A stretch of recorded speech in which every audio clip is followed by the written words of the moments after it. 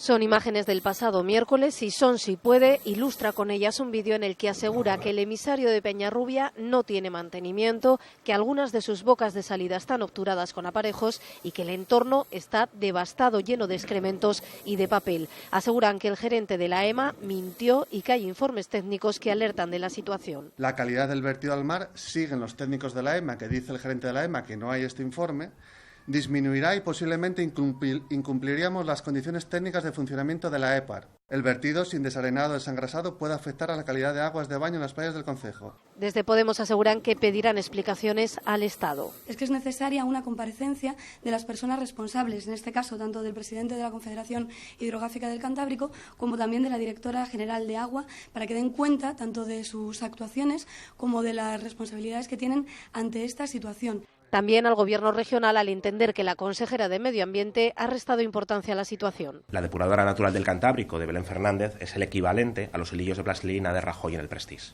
Desde la formación morada denuncian además que el emisario tiene una fuga a tan solo 400 metros de la costa.